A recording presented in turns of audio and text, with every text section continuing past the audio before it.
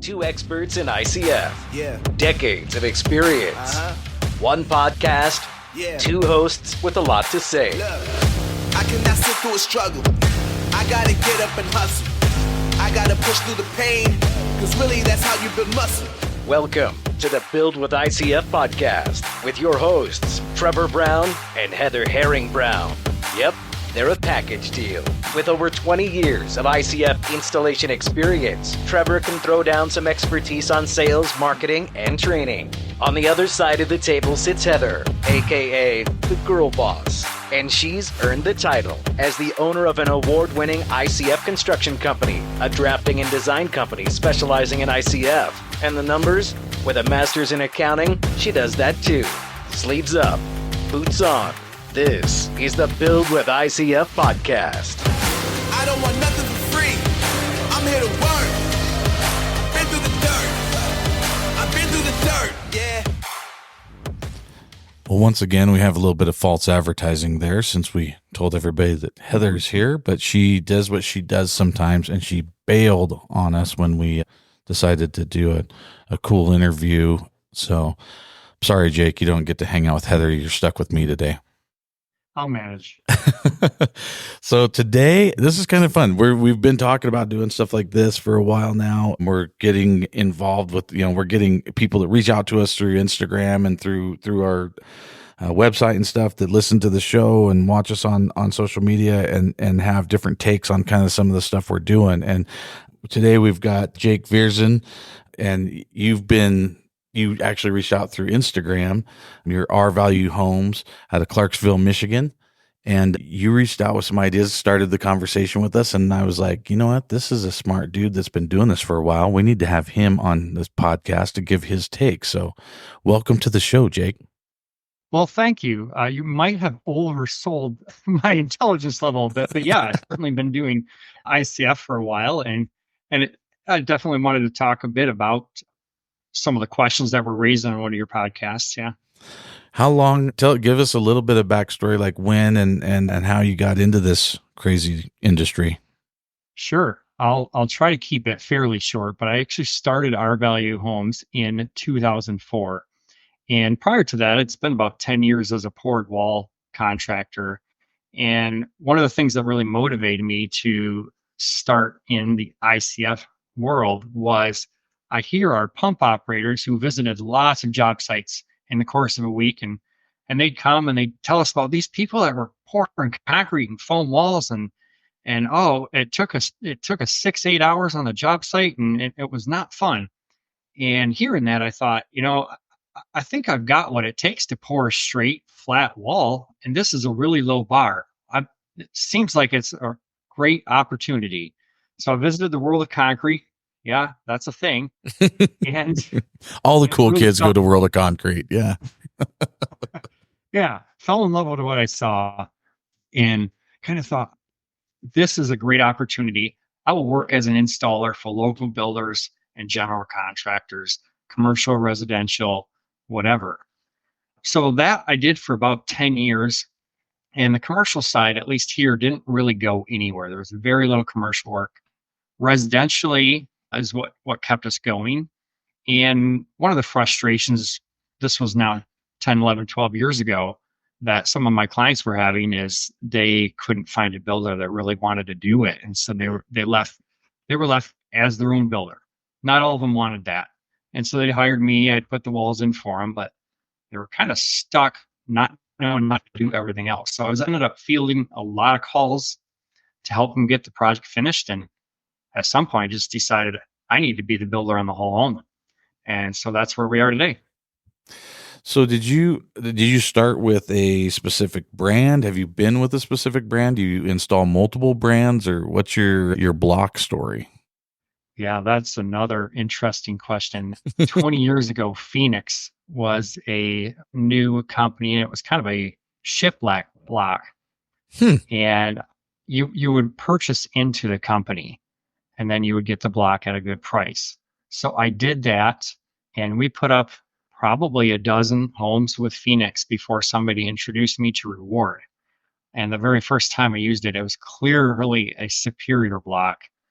And from Reward we kind of launched into a lot of the premium blocks. We've done Logix, Build blocks, Amvic, Nudura, Fox. Chiefly, I'm working with Nudura simply because there's a local Nudura distributor, but we'll install any of the flat wall reversible blocks. I love I love exactly how you clarified, like flat wall, reversible. There's certain block, like not all the blocks, but we will install a lot of them, and we're the same way. We have certain blocks that we're not going to do, but we try to stick with the tried and true. I call them the big five, groups out, companies out there. So, but yeah, you pretty much hit all of them. But it is, and you exactly what I've told listeners on the show before is I've said, local support, having a local distributor, all that's important when you're choosing your block. So when we did our how to choose a block episode, that's exactly, like what you're saying. It's just nice. There's a Nudura dealer there locally.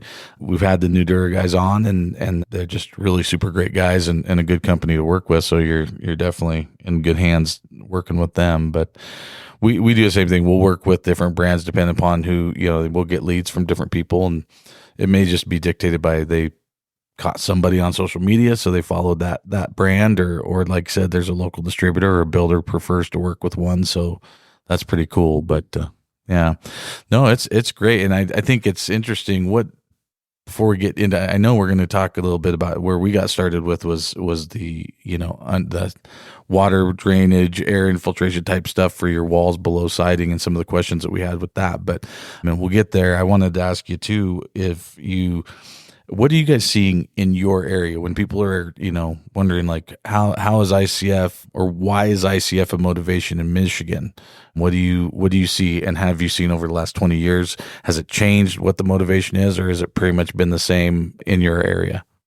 That's a really good question. I think there's two big reasons that people look into ICF here. One is because they want, or the researchers. Almost every one of my client is a researcher. They have done so much research that the house is practically built in their head. And it seems like something they can do themselves or be very involved in at a minimum. So that's one reason. And the other is definitely the energy efficiency. Michigan is cold and we get lots of wind. So it's a pretty big deal to be efficient. And so that's probably the second reason clients are coming to me or people are building with ICF. As far as your question on what's changed in the last 20 years, I honestly think I'm seeing more do-it-yourself than I was 20 years ago. And that might simply be because there's just more representation around here. There's more block companies. The advertising is better. But that is what I'm seeing is more do-it-yourselfers. Me too, 100%. We were talking off air, and yeah, that's exactly what I'm seeing. One of the things, and I give credit to a lot of the brands out there for promoting more training and stuff too. I think people are feeling a little more confident in their abilities to do it by themselves. And sometimes, as we discussed earlier, maybe falsely, false confidence in what they can do. But it is definitely always beneficial to keep a professional on call at least, or partner, do some consulting with a professional, take some training classes. It's not quite as easy as Legos, as much as we like to say it's Legos for big kids. It is also a structure that you're going to let your children sleep under. So you should probably be sure that it's structurally sound and done correctly. But we see the same thing. And I think a lot of it has to do with that. The fact that there's so much training available now that there wasn't, like when you and I started in this business, there wasn't a ton of it. It was like it's usually only in person, and you had to kind of find a training somewhere to get involved with. Where now, you can take online classes. You can take, they've got webinars, they've got all kinds of videos, and YouTube is, University of YouTube University is definitely a player in that too. So that's interesting. We're seeing the same thing. I think that's nationwide. That's one of the big things that's pushing our industry for sure. But yeah, it used to be that somebody would ask me, "Hey, are you doing that ICF house well on this road?" And if I wasn't doing it, I would know who was. And that's not the case anymore. Agreed. I do it all the time. I am working on a job right now, and I drove up to the job. And and I said this on the podcast. I live in a town of like, it's debatable. We're at 3,500 to 5,000 people, depending upon the weekend, I guess. But small town, small resort town. And literally, I drove up to a job site the other day to get started, and there was an ICF building being built right down below us. And it was, come to find out, we're building on a ski resort, and it was actually the ski resort's like maintenance and watershed area. Basically, they're where they're going to run all their water pumps and stuff through for the resort. And so they're actually doing, their pump house out of it. It's a big pump house because it's also going to be storage, and it's a Fox block job, and it's being done by a national company that was brought in. So it's not local. It's kind of funny because I'm like you. I feel like I know every job everywhere, but it's getting so big that you can't even keep up. I mean, you got national brands that are using it on a regular basis in different places, but we even see people that are, in my town. I tell the all the time where people come up and they're like, "Oh, wow, this is amazing. This is the first one." And I'm like, "Well, there's 7 of them going right now." So it's an under the radar product too. So it's kind of easy for people to lose track of how much is going on, but continues to get better and better. We talk about resiliency and stuff. I was reading this morning the news articles about there's a big hurricane rolling in right now that's going to hit the Caribbean, and they're freaking out because they don't know exactly where it's going to hit, but they think it's going to hit Mexico and the Caribbean area.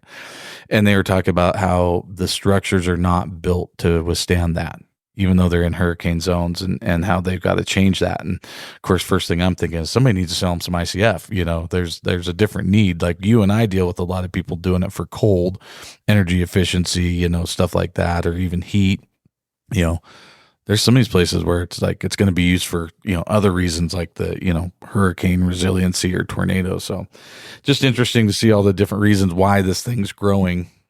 But kind of want to get in. So let's get the way you reached out through your Instagram account, which is Our Value Home. So we'll tag that in the show notes too, to go check you out and check out your Instagram page.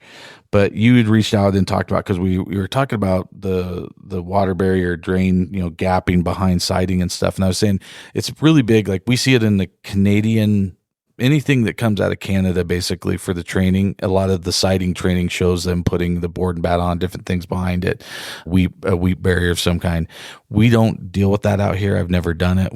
It's not required. We haven't had any issue with it or anything, but you reached out with your take on it. And I kind of want you just to get into, maybe give people the other side of it. This is exactly what I mean by getting another installer, giving their aspect of what you guys do below your siding on ICF. So maybe if you could take us through that a little bit.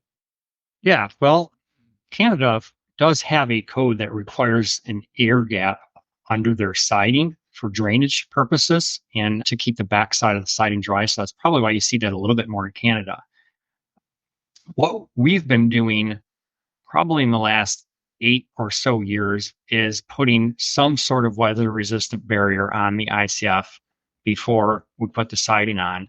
And that really got started in one home in particular that we couldn't seem to figure out why it was leaking. Had done all the flashing right, had redone the flashing, and we were still getting it. And it was really born out of frustration of, I can't seem to figure this out. And it would happen on a particular direction of storm, wind-driven rain, and then we would have just a little bit of water in a certain window. And I did just a little bit of research talking to people and put a garden hose up above this thing, ran it for a couple of hours, sprayed it, did all sorts of different things. I could not physically replicate the leak. So that was what we came with. Well, I know if I put a WRB up, then I'm going to eliminate that problem. Now, of course, it creates another problem for the siding guy because now he can't see his ties. Right. He doesn't exactly know where to hit. So what we're using is a 3-foot roll of Benjamin Opdyke hydro gap, and put a roll up, mark it with a marker where the studs are, and then you can put the next roll up, mark it with a marker. So it absolutely takes more time and more cost, but I can sleep at night. So that's what I was going to ask you. So you're going up after the fact and you're doing you're marking out the studs for the guys. Yeah, I have a long-time framer that does all our projects, and usually he does the siding too. And he started in ICS with me probably 15 years ago. and he does all that part. He does the siding, he does the framing. So he's marking the studs. But yeah, as he goes 3 foot at a time, you put a roll up and mark it. Cool. Okay. And that's been the, the question that I've always had with, like it's seemed to have fixed the problem that you're trying to go, that you're eliminating a problem. Is there any concern, or has anyone asked you about because one of the things I've heard about is they're worried about it actually trapping moisture under it, like coming, from, EPS has moisture in it. It can absorb moisture despite what people think. It can absorb it kind of like a sponge and hold on to it a little bit. And I think there's, if there was situations, it was probably because it got like rained on right before and then people rolled out their stuff on or anything. But have you seen anything like that? Because that's the only concern I've had brought up to me is from the manufacturer side. I've had them say, don't put anything over this because we don't want any, thing coming through it. Yeah, to dry. They want it to dry. Yeah. And too, if you get a pour that's a little bit too wet, an hour or two later, you're going to have beads of water on the outside of that. Yeah, absolutely. Moisture moves through it. And so we look at something called the perm rating, which tells you how much vapor can move through a product. And there are definitely high quality weather resistant barriers or house wraps, and there are low quality. And some of the low quality ones have a very low perm rating, which means they don't allow moisture to go through. Now, we don't want liquid moisture to go through, but we want water vapor to go through. Mm-hmm. So one of the best ones is actually Tyvek. It has a perm rating of 58, which is very high. It's higher than EPS. So as long as the perm rating on our house wrap is higher than the perm rating of 2.5 inches of EPS, then we're not going to have trapped moisture. Oh, but absolutely, you can have a problem with the wrong with this barrier. So hopefully that makes sense. It's just looking at the math and making sure the house wrap allows more moisture through than what can move through the foam. Interesting. Okay. Yeah, and I think that is kind of the question. I and like I said, never dug into it because it's just not something that we deal with out here, or that we haven't had to deal with or had anyone do, on a regular basis. So it's just kind of interesting to hear, but it works, right? It works for you, and it works for what you guys are doing out there. So that's a really good, what I battle with, and this is something I wanted to ask you, like just between you and I kind of thing. It's like, so what do you do if people like don't, out here where we're not doing it? Do you feel with your experience doing it that we should be doing it, even though it's not something that we've dealt with or we haven't had the moisture? Yeah. I mean, is it something that you're like, I think everybody should be doing this? Is it something that's particular to your area? Is it somebody that is in Arizona should be doing it? Or what's your thoughts as somebody who does it? Cause I don't do it. So I want your opinion on that. Yeah. Yeah. I don't think it's for everybody or every climate. I think here, especially on our western lake shore, the wind just can really get whipping with the rain. And it's a really good idea there. But I'll tell you, I continue to learn things. I've been doing it 20 years, and only recently did I get the tip, hey, when you're stacking the block above the window, don't put a vertical seam right above the window. Mm-hmm. That actually might very well have been the cause of that problem. And so what I'm looking to do on the next house is, one, make sure we don't put vertical seams over the windows, but then two, I'm going to just try using zip tape on the seams in the vicinity of the window and skip the WRB. There might be a little bit. I don't think it's going to be more work at all. I think it's going to be less work and accomplish the same thing. So no, it's not for everybody. And I'm always looking to learn and improve too. And here I am 20 years into building houses and learning a simple trick that probably every other ICF installer already knows. Dude, this is so nail on the head. This is exactly why I want to be doing these interviews with different installers and talking, because I've been training for over 20 years to put the standing seam in a door or window on purpose. Like, we've been telling them that because then there's less standing seam to deal with. It's only over the top and over the bottom. But a light bulb just came on 24 years in, and you just made a light bulb come on to me that said, that's actually smart. Like, I mean, if you have, I've been telling everybody I train, thousands of people, saying, yeah, put the standing seam over a window or over a door, because then it won't be in the middle. You won't have to deal with it as much. But it's a weak spot. right? That's a place that the moisture can come through or it can run in from the top or something. So wow, that's a very valuable thing that just happened there for me and all the listeners. But I love the idea of like some zip tape or some, doing something with waterproofing that seam, because I can totally see it, especially if you're going like to the trusses like we do most of the time. You've got water running down, and there's going to be a seam where the sill plate lands, up at the top there, so it gets in there, say it runs under there and catches that standing seam and just runs down right to the window. And then now you've got it popping through the wall. That is a super interesting thing to think about. I think I'm going to be changing that now in my training. I think that might be the new pivot on that. So we have to take that slide out when we have that in the training stuff. But well, it's funny because that's exactly what my thought was the first number of years was, I have a lot less seams to do then if I put them in a window.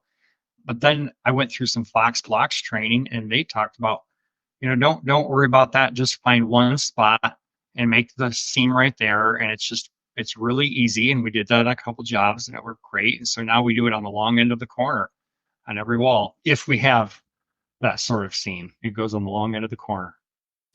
That's super smart.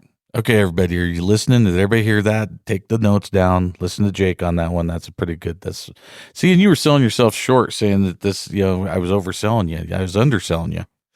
So another thing, we'll go ahead. That's great information on that. And the other thing that you wanted to mention that you could really talk about to people is the pre-buck product. And we get a lot of questions about what product we're using. We alternate. In 3 last jobs, I've done 3 different buck systems. We end up with, when we're doing, say, a build buck job and we're doing build block job, then we're using build buck. If we're using, we've had jobs we use gorilla buck on multiple brands. We tend to lean back towards just regular 2x12 and not pressure treat. We use 2x12 standard and better. That's a good quality board. And then what we do is we line it so that it's got the contact barrier between it. We use it, the waterproof liner on the inside so that it doesn't touch the concrete. And then the latest one we just did was, because it was an Amvic Plus block job with 3.5 or 3.25 inch foam on it, we ended up using LVL. And, really nice stuff to use. It's expensive, but it's heavy and it's expensive. And anyway, but I've never used the pre-buck. I've seen it at shows and I really think it's cool, but you were going to be able to speak to that. So I thought maybe you could give us a little talk on that. Kind of forgot about that, but yeah. So years ago, V-Buck was the system for not doing wood. And I had kind of wanted to avoid wood because I wanted to avoid the problems that can be associated with it, splitting and V-Buck had this nice little fin that caught into the concrete. And so I knew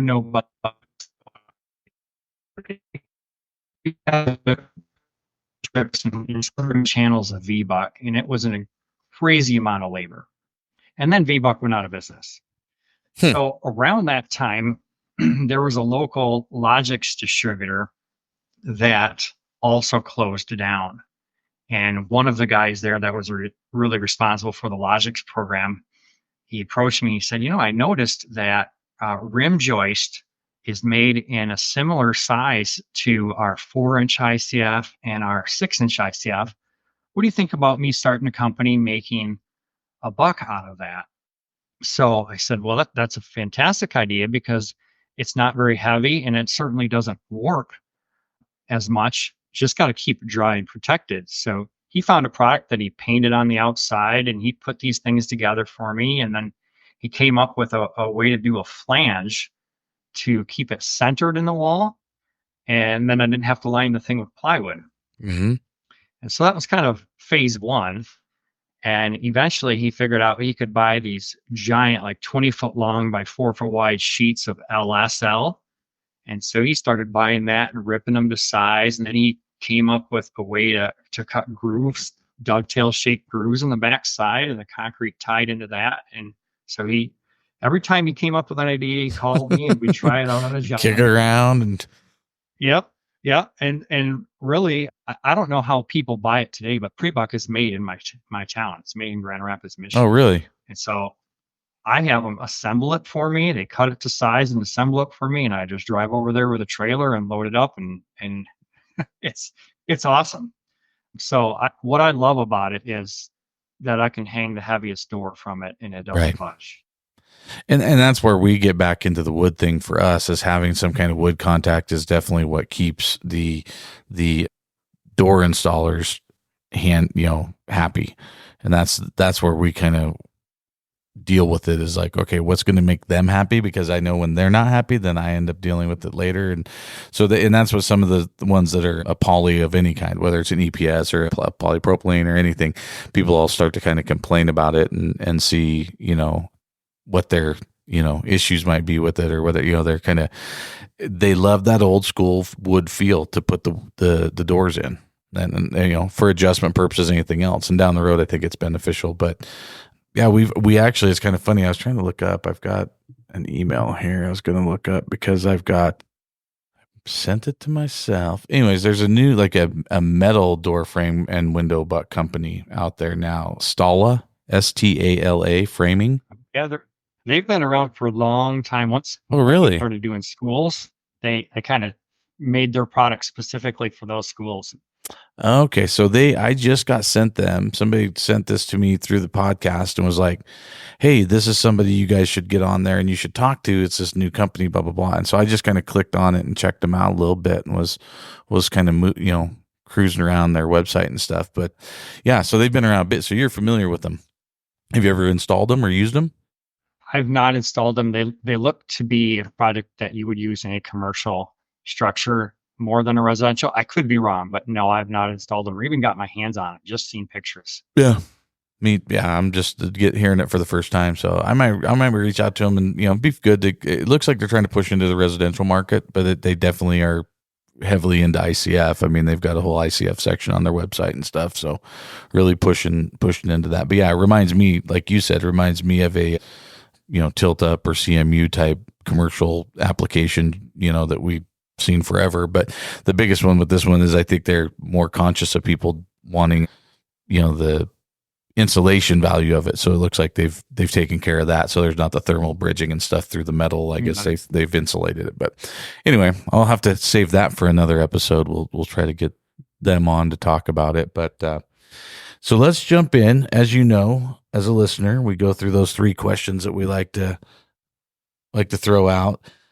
First question is, when you just look in your 20 years, like when I say memorable experiences, there one that pops into your head? Yeah, there's a couple, and they're both working for a builder that I don't know if he's still in the business. He was one of the first ICF guys in the state, and I was the subcontractor, and he was the builder. And this was 08, around the time of the crash, and it was so slow that he got us up there. He got the architect was on site, the plumbers, everybody along the way. We all needed work, and so we were all doing all aspects of the home together. And we rented a little cabin on the lake that we'd stay in the evenings, but it was really just a place to sleep because we were working until 9-10 o'clock at night, and it was a really awesome experience. I love how, like, back in the day, everybody was like, now you can't get 2 contractors to show up at the same time to save your life, so it doesn't matter how much you pay them. There, everyone's wanting to hang out and like, oh yeah, let's just hang out at the job. Like, wow, I remember those days. This is when people were twiddling their thumbs. Now it's like you can't get them to answer their phone. So the good old days in some ways, but the crash time was not a good time for us that were in it. But I think it survived it better in ICF than we did in some of the stick frame guys. But yeah, we did, and we formed some really good relationships as a result of that as well. It's amazing how many people I look back at that I know that survived it. I mean, people with the 20 years experience type stuff that are still doing what they're doing because that got them through it, and was maybe even a catalyst to how they got into it more. But so we talk about, I always like to give you kind of a chance to promote your own thing and promote your own business. So what in your, I don't know what your territory, maybe tell everybody. So if people are listening and they know how far you'll work, what you'd like to do. And, kind of, when I say a product, I always say why the Superform or why Fox Block or why this, but, why when we're looking at it, it's like, why R Value Homes? Maybe give us a little bit of area. And if the listeners are listening to this, who should be reaching out to you and why? Oh, yeah. Good questions. So we're in West Michigan. I am personally located about a half hour east of Grand Rapids, but we work out to the lake shore and north and south quite a bit. But West Michigan in general is where we work. Years ago, I'd get further, but then I never saw my kids, so I need to keep it a little closer. But where I feel like we're filling a void or a niche is for that client who wants somebody that has experience, not just to put up the ICF walls in a professional way, but knows all aspects of a house. So how to tune that HVAC so that it works well with ICF. We've got experienced drywallers and framers and electricians. We've got a whole team, and we've done it so many times. We've worked the bugs out. And so there are people that want to do it themselves and want to work their own bugs out, but there's people who just want to know that they're getting a great project, start to finish, from an experienced pro. And that's really where we come in. We mentioned the DIYers. Do you do any consultation type stuff for people that are, say, trying to do a DIY, but would like to have a professional, checking up on them or helping them out, on a daily basis or something? Yeah, we do. We've helped a number of people renting bracing, going on site, doing inspections. First day, we'll get you started. We'll come a day or two before the pour, show you what to get fixed and ready for the pour, and then come do the pour. We've done that a number of times. And so that is fun work. I love to do that. Yeah, I'm seeing that happen more and more and more in our industry. It's becoming something that's a good way for people to do. Like I said, you and I talked off air. There's a lot of people I've got feedback even from this podcast, people calling me going, dude, quit telling people to do it themselves. It's going to be a mess. And, and then I get people that are like, hey, I really love all the suggestions about DIY. It is not, as much as we love to say it's Legos for big kids. There's a little more to it than just stacking Legos. So it is important for you to, it's great for people to get involved in this. Maybe a really good way for you to get within your budget for something. But you should spend the money to have a professional like Jake come out to the job site and check, at those crucial times. It's going to save you money in the long run, because it's a bad expense or a bad problem if you do things wrong, or you have voids, or you have different things in your wall. So it is good to hear that you're doing that, because I think that's really helping our industry grow. And the sales of ICF is the guys that can help. You can only fully build so many houses a year, but you can consult on a lot more. So it just gets more product out there for everybody. So I appreciate that. That's awesome. So the third and final question is, moving forward here, what are you excited about in the future of ICF? Is there any products, any just the overall industry? What's exciting to you moving forward in the ICF industry? Yeah, there's a few ways I'll answer that. One is that ICF is becoming big enough nationwide that other companies are making ancillary products that the rest of us wish we'd thought of 20 years ago, that are just making things better and easier for us all. So that's one thing. And the more ICF that happens, the more those products are going to be developed. The second thing I would say is we're getting toward a critical mass of people who get it, and who even have homes and share the idea. So I do believe we're on the verge of greater growth. And then another thing that's really recent is the Department of Energy just put out version 2 of their Zero Energy Ready Home guidelines. And this spring, I've made my way through understanding all that. And man, we're already there. We're already doing it. Right. It's that we're ahead of the curve on that one. That's right. And there's going to be some good marketing dollars behind Zero Energy Ready. And a lot of the other builders are going to have a very hard time doing it. And we're ready, good to go. Is that something, do you have a link or something to that you could send me on that or something about that? If you do, I'll put it in the show notes because I think people would like to see that. I think that just gives a lot of legitimacy to if you are questioning. I mean, I know a lot of people that the feedback I get from people for the podcast are people saying, yeah, we're just thinking about it. We found your podcast and, we're still trying to figure out if we want to do ICF or not. So I like to give people information that they can go do some research themselves. And I think that is another thing that you're going to see people, that pushes people towards making that decision for ICF is third party type information. Like, hey, this is where it's going, and this will get you ahead of it. We just got back. We talked on the previous episode about we just got back from Washington D.C. and we were out there and we had discussions with. I sit on the council for the new Building Systems Council, which is basically kind of looking at alternatives to the stick frame, the world, and different ways to build. They're actively looking at the national level. They're looking for all this different information about what we're doing. And a lot of it is because of these things like what you studied about the codes and the different thing with energy. And we're way advanced for that. Like, you want to get ahead of it, build an ICF house. You don't have to worry about it. Whether it's the fire codes or the seismic codes or the energy codes. I mean, it's amazing. So that's pretty exciting.